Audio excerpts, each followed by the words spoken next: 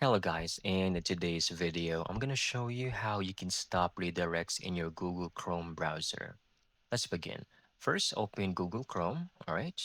Then once you're on the home page, I want you to click on this here in the top right corner, the three dots.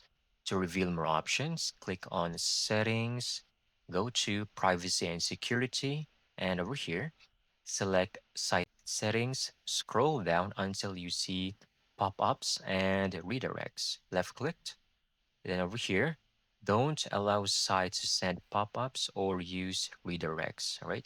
Make sure this is enabled or selected, all right?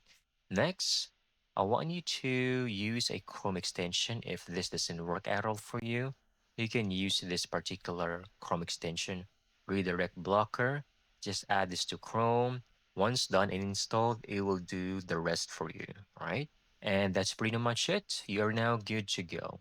Thank you so much for watching. I hope you found this video very helpful.